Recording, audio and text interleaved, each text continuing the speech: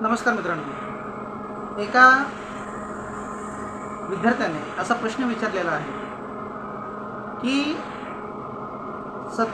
आपले जे साईबाबा आहेत, या साईबाबांनी पाण्याने दिवे कसे लावले, किंवा ही अंधश्रद्धा नाही का पाण्याने दिवे लावणे किंवा एखादा चमत्कार करणे. तर या गोष्टीविषयी आज आपण चर्चा करणार आहोत की पाण्याने दिवे लागतात का, किंवा पाण्याने दिवे साईबाबांनी कसे लावले आणि यामध्ये काही अंधश्रद्धा वगैरे आहे का. तर सुरुवातीला ही गोष्ट लक्षात घ्या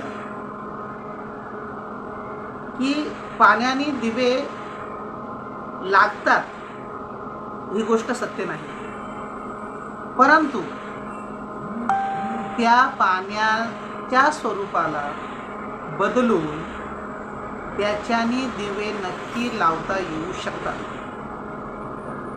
परंतु ते स्वरूप तुम्ही आणि मी नाही करू शकत, बदलू शकत. लक्षात घ्या, पेट्रोल, डिझेल, तेल, पाणी, दूध हे सगळं काय तर तो द्रव आहे. तो काय आहे? द्रव पदार्थ आहे, लिक्विड आहे. आता हे जे सगळं लिक्विड आहे त्याला ही जी काही साक्षात्कारी माणसं आहेत, जी काही आत्मज्ञानी ब्रह्मज्ञानी लोक आहेत, ती सगळे फक्त त्याला द्रव असंच समजतात.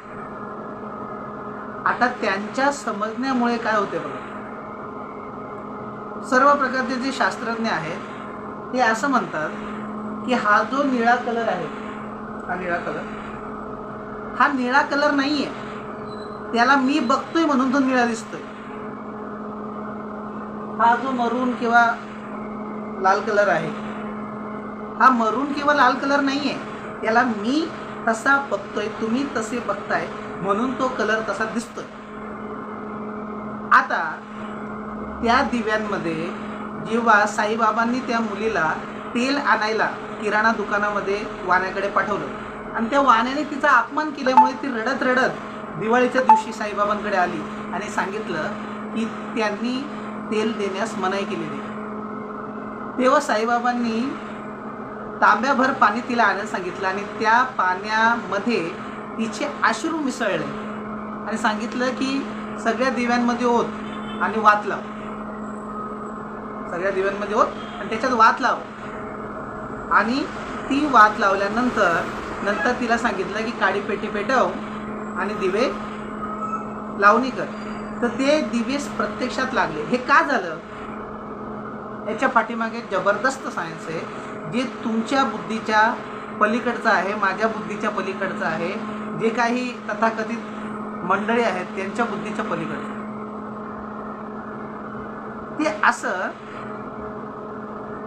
ते असं की साईबाबांचा संपूर्ण विश्वास होता की त्या पाण्याने दिवे लागतील आणि म्हणून ते दिवे लागले. या गोष्टीला बारीक समजून घ्या. जे काही आत्मज्ञानी ब्रह्मज्ञानी व्यक्ती असतात, त्या व्यक्ती या जगामध्ये दुसरी वस्तू आहे असं मानतच नाही. एकच वस्तू आहे असं मानतात. आणि त्या एक वस्तू मानण्यामुळे, त्यांच्या बुद्धीच्या अद्वैतामुळे, अद्वैत बुद्धीमध्ये इतकं पक्क बसल्यामुळे त्यांनी विश्वासाने सांगितलं की आता त्या पाण्यामध्ये जे पाणी टाकलंय दिव्यामध्ये त्याला वात लाव, पेटव, त्यांना दिवे लागतील. त्यांच्या त्या विश्वासामुळे ते दिवे लागलेले. पाण्यामुळे दिवे लागूच शकत नाही माझ्या तुमच्याकडून, परंतु त्यांच्या ठिकाणी जो विश्वास आहे त्याच्यामुळे ते लागतात. मी स्वतः कुठल्याही अंधश्रद्धेला समर्थन करत नाही, परंतु जेव्हा स्वतःसोबत असे काही इन्सिडेंट होतात तेव्हा समजते की बापरे, अशाही गोष्टी होऊ शकतात. त्यामुळे त्या माणसाच्या विचारांचा प्रभाव त्या पाण्यावर होऊन, त्या सर्व गोष्टीवर होऊन, तथाकथित सर्व परिस्थितीवर होऊन ते दिवे लागतात. बघा, इथे मी असं म्हणत नाही की आपण असं करू शकत नाही, पण आपल्याला साईंच्या स्थितीला पोहोचल्यावर ते आपल्या हातून होईल. साईबाबांची जी जबरदस्त स्थिती आहे, ईश्वराशी संपूर्ण एकरूपता, संपूर्ण एकरूपता, समरसता, समरूपता, तिथपर्यंत आपण पोहोचू शकत नाही. आणि म्हणून आपल्या हातून पाण्याने दिवे लावू शकत नाही. आणि इतकंच काय, त्यांनी ते कोणालाही चमत्कार दाखवण्याच्या उद्देशाने ते दिवे लावलेले नाहीत.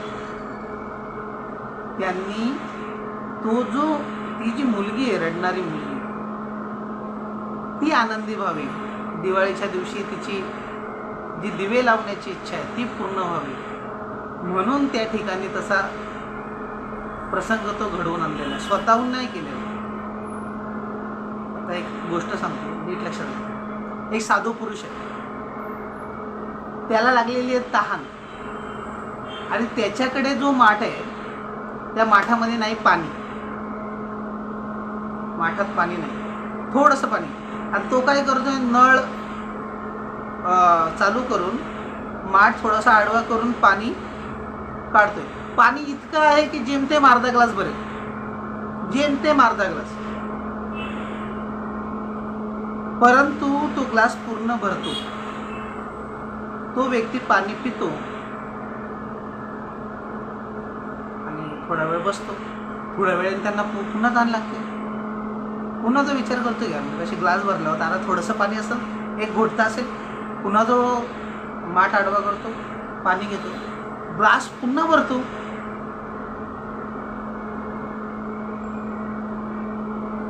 पुन्हा तो व्यक्ती पाणी पितो, पुन्हा बसतो. पुन्हा थोड्या वेळानंतर सकाळी जेव्हा त्याची झोप होते आणि त्याला तहान लागलेली असते, तेव्हा तो पुन्हा त्या याच्याजवळ जातो, पुन्हा तो माठ आडवा करतो, पुन्हा ग्लास घेतो झोपेच्या धुंदीमध्ये आणि पुन्हा पाणी पितो. आणि ते पाणी पिल्यानंतर त्याला अशी जाणीव होते की अरे ते जे पात्र आहे माठाचं किंवा इतर काही, त्याच्यात पाणीच नव्हतं ना, अर्धा ग्लास भरेल एवढं पाणी नव्हतं. मग हे 3 ग्लास पाणी आलं कसं? लक्षात घ्या, ईश्वरी सत्ता इतकी जबरदस्त आहे. हे जे मेंदू आहे आपला, हा जो मेंदू आहे मानवी मेंदू, हा त्याच्याविषयी तर्क करू शकत नाही. मानवाच्या बुद्धीची तितकी सीमा नाही ओलांडण्याची. इतक्या गोष्टी जबरदस्त आहे. मी नेहमी एक वाक्य बोलतोय की आत्मज्ञान ही अंतहीन नदी आहे, अंतहीन. जितका आत जात जाल तेवढा आत जात जाल, त्याला अंत नाही. आणि म्हणून बुद्धासगट, महावीरासगट, नानकांसगट, कबीरासगट, तुकारामांसगट, ज्ञानेश्वरांसगट सगळ्यांनी सांगितलं की याला काय अंत नाही. मला जो अनुभव आला त्याच्यापेक्षा तुम्हाला 10 वेगळे अनुभव येऊ शकतात. आणि त्यामुळे तुम्ही फक्त वाहत राहा. ती जी स्थिती मिळाली आहे ती सोडू नका. जग तुम्हाला वेड्यात काढेल, मूर्ख म्हणेल, भरपूर काही काही गोष्टी होतील. आता माझा हा व्हिडिओ बघूनही काही लोक म्हणते काय पण बावळटपणा, हा निळा रंग नाही का, हा काळा रंग नाही का, हा लाल रंग नाही का. तर तसं काही नसतं, ती तुमच्या स्थितीवर अवलंबून आहे. तर धन्यवाद. व्हिडिओ आवडला असल्यास लाईक करा, चॅनलला सबस्क्राईब करा.